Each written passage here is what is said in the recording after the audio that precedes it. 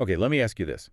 Have you ever had one of those moments, the ones that just don't quite add up logically? Hmm. Like you walk into a room, everyone's got a smile on, but you feel this, like, heavy atmosphere Hmm. almost instantly. Yeah, definitely. Or Yeah. thinking really hard about an old friend. Right. Someone you haven't spoken to in ages, and then boom, the phone rings minutes later, and it's them. Exactly. And most of us just shrug it off, right? Coincidence, probability playing tricks. Maybe we just remember the hits and forget the misses. Sure, that's the easy explanation. But based on the sources we've been digging into for you today, these might not be just random blips. They could actually be flickers, little sparks of a natural ability. Something dormant that, well, maybe we all have. That's exactly where we're headed. Yeah. Today, we are taking a deep dive into extrasensory perception, ESP. Mm-hmm. And look, our mission here isn't really to debate if it exists. We're exploring sources that treat ESP less like some, magical power for a chosen few, and more like a latent skill set, something that maybe like learning piano or French, you can actually cultivate. It takes practice, discipline, the right mindset. And to really start exploring beyond our usual five senses, we kind of need to understand where those senses hit their limits. Our sight, hearing, taste, smell, touch, they're fantastic tools, super reliable for getting around in the world. Absolutely essential. But they're also filtered, Yeah. very limited in scope. That filtering is huge, isn't it? We can't see infrared or ultraviolet light. We can't hear dog whistles, those ultrasonic frequencies. Precisely. Our senses are perfectly tuned for survival on Earth, but they don't capture the whole picture, not by a long shot.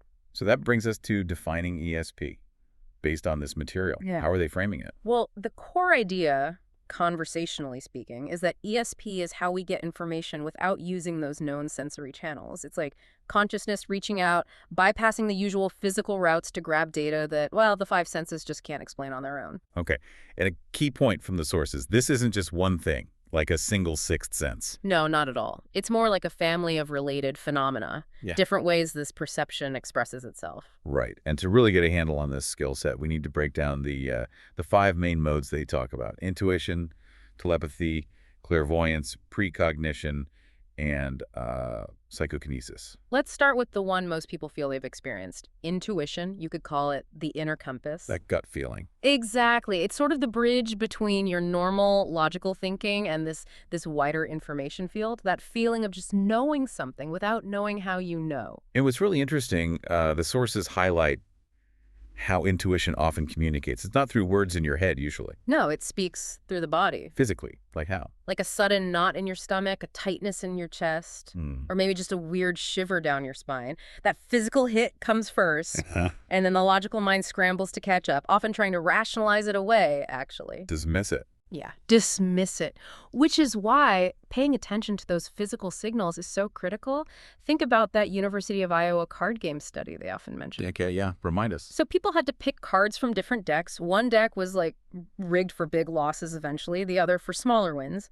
And the fascinating part, What was it? before people could consciously say why they preferred one deck or why they felt uneasy about the bad one, their palms started sweating when they reached for it. Their bodies knew. Okay, hold on. Is that really extrasensory? Couldn't that just be, the brain picking up subtle patterns unconsciously? Implicit learning. That's a great point. And the sources do make that distinction. Some of it is definitely unconscious pattern recognition, but the speed and accuracy of the body's reaction, it suggests something faster, more direct than slow, step-by-step analysis. The body seemed to sense the future outcome, the consequence, before the brain had finished crunching the numbers, so to speak. So intuition, in this context, is like grabbing that pattern or consequence before the logical explanation is ready. It's primal, fast. Okay, so if intuition is mostly internal guidance, then telepathy, that's pointing the antenna outwards towards other people. Yeah, exactly. The silent conversation, mind-to-mind communication. How do the sources explain the mechanism for that? Well, the basic concept presented is that thoughts aren't just locked inside our skulls, inside the brain's electrical activity. They're seen as patterns of energy that kind of radiate outwards, like a very, very faint radio signal. Okay, a radio signal. But super subtle. It's not like hearing sentences in your head.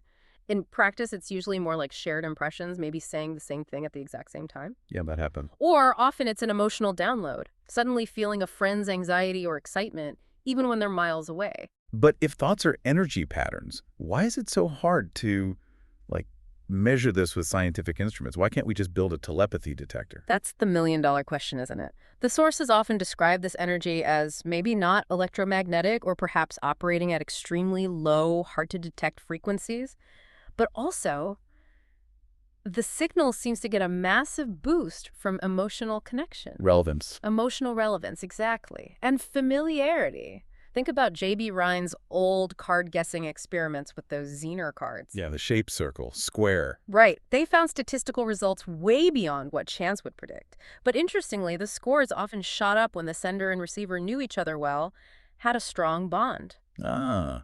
So emotion acts like an amplifier for this weak signal. That's the idea, like picking out your mom's voice in a noisy crowd versus a stranger's. The connection matters. Makes sense. Okay, moving along. Clairvoyance, the eye of the mind.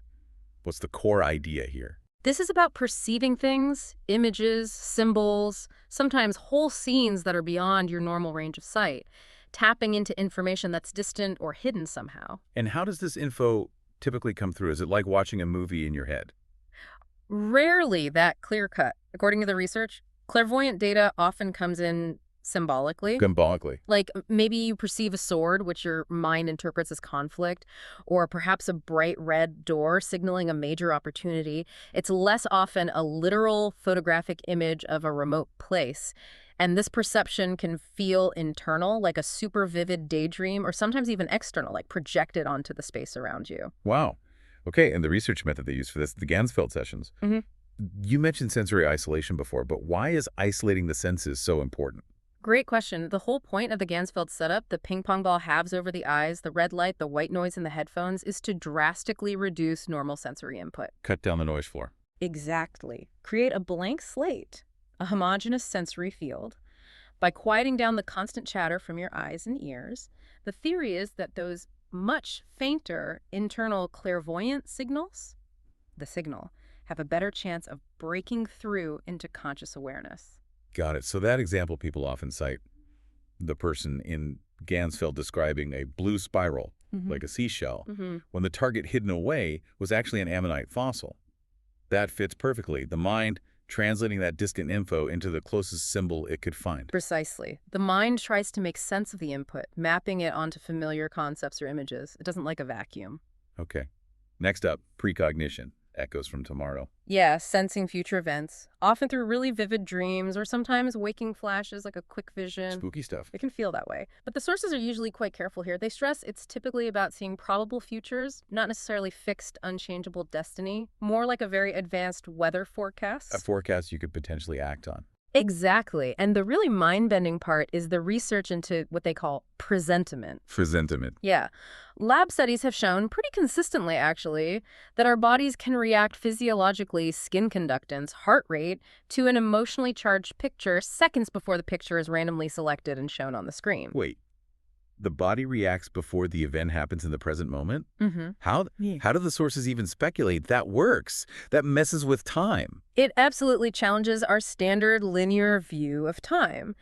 The speculation often revolves around the idea that consciousness isn't strictly bound by the present moment, that somehow, maybe on a subconscious level, we have access to information that hasn't happened yet in the linear flow.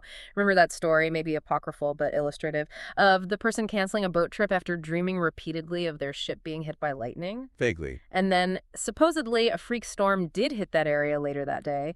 The dream wasn't fate. It was like a strong warning, a forecast that allowed them to change course. Right. A probabilistic warning. Okay, last one in the family. Psychokinesis. PK. Mind over matter. Sort of, but again, we need to ditch the Hollywood images of, like, bending spoons with your mind or levitating things. No flying cars. Haha, probably not. Real-world PK, as studied, is usually very subtle. They call it micro-PK. It's about influencing things on a statistical level, not big, visible movements. Statistical. Yeah. The underlying idea from the data is that mind and matter aren't totally separate. They're deeply interconnected or intimately entangled, as some sources put it. This connects to that Princeton lab, right? PEAR. Princeton Engineering Anomalies Research. They did a lot on this. They did. Decades of work, actually. A big part of it was studying if focused intention could influence electronic random number generators, or RNGs. Okay, for listeners, why use an RNG? What makes that a good test for mind-matter interaction? Because an RNG is built to be perfectly random. It spits out zeros and ones with exactly a 50-50 probability over the long run. It's designed to be a baseline of pure chance, removing any mechanical quirks or obvious human influence. A level playing field, statistically. Precisely. So when you have someone focus their intention like more ones or more zeros, and the machine consistently deviates even slightly from that perfect 50-50. Even a tiny bit. Even a tiny, tiny fraction of a percent, yeah. If it's consistent over many trials, it becomes statistically significant. It suggests something is nudging that random process away from pure chance. Wow. So the mind is like imposing a tiny bit of order on randomness. That's the implication. If intention can influence a random electronic system even minutely, it points to this fundamental connection between consciousness and the physical world. It's not about levitation. It might be about influencing the flicker of a candle flame, or the pattern in the RNG, or maybe a very lightweight paper wheel, a psi wheel. The scale is small, but the implication, it's huge. It suggests your attention actually matters to physical reality. Okay, so these 5 modes, intuition, telepathy, clairvoyance, precognition, PK, they paint a picture of perception being much broader than we normally think. But for someone listening, thinking, okay, I get these occasional flashes, how do I make this more reliable? How do you go from glitch to skill? Right.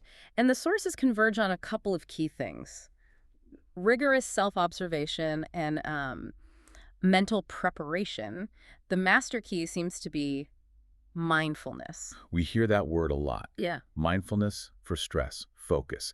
How does it specifically help with developing ESP skills? Well, mindfulness at its core is about sustained attention without judgment, just watching. Neuroscientifically, this practice actually calms the brain's reactivity. The amygdala, right, the fear center. Yeah, it chills out the amygdala and boosts activity in the prefrontal cortex, the focus and awareness part.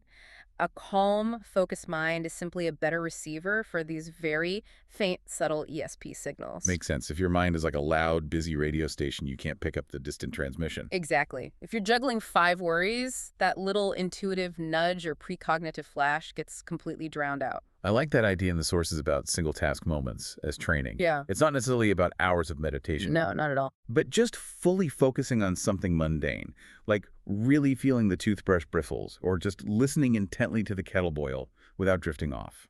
That simple practice trains your nervous system to operate in a receptive mode, to collect quiet data. And people who do this often report noticing small improvements in everyday life. Like what?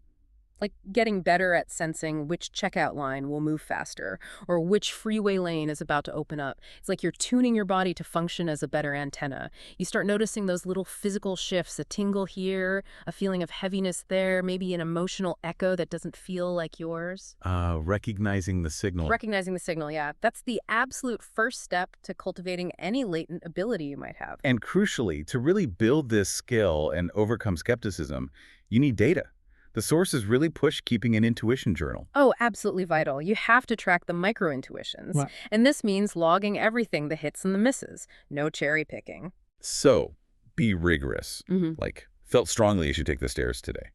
Then note the outcome. Took elevator, it got stuck for 10 minutes. Or had a hunch about that investment, ignored it, it tanked. Exactly. You're building your personal database, your data set of the soul, as one source poetically put it. Oh, I like that. Because when that logical, skeptical part of your brain pipes up to dismiss a gut feeling, Which it will. oh, it always will. You can then look back at your journal and say, well, actually, my track record on these kinds of feelings is about 65% accurate when the stakes are high. You replace that nagging self-doubt with your own empirical evidence. You turn skepticism into statistical rigor applied to yourself. Okay, so wrapping this up, this deep dive suggests ESP isn't some sci-fi fantasy. It's presented more like a natural human potential, maybe like musical talent. Some have more innate aptitude, but everyone can develop it to some degree. That's a good analogy. And its real value isn't about parlor tricks. It's about applying it practically. Making wiser choices day to day, boosting creativity, maybe having deeper, more empathetic relationships because you're more attuned. Living a more informed life on multiple levels. Informed, yes. And perhaps more guided. Which leads to a final thought, kind of a provocative one from the material. Okay, leave us with something to chew on. The sources suggest that maybe the biggest hurdle isn't a lack of this ability, it's that we don't intentionally use it. We don't ask. Ask. Ask what? Ask our own subtle faculties for guidance. Like, Right. if you have a big decision, consciously pose the question inwardly. ask your intuition, or whatever you want to call it, for input. And then what? Wait for a booming voice. Probably not. Then you just watch. Pay attention to everyday life. The answer might emerge subtly, maybe in a recurring pattern you notice, a vivid symbol in a dream, or just a subtle, strong gut pull towards one option. So the information might be there. Try and get through. The challenge isn't finding the answer. The real challenge, the sources imply, is trusting that subtle signal enough to actually act on it. Trusting the data set of the soul. Exactly. Once you start tracking those signals, trusting them a bit more, you might find life feels less like a series of random bumps and more like this intricate, interconnected web of information just waiting for you to learn its language. To get more details about extrasensory perception, ESP, Power. A guide to enhancing your perception for personal growth. Click the below link to get the book. Subscribe us to get more content like this.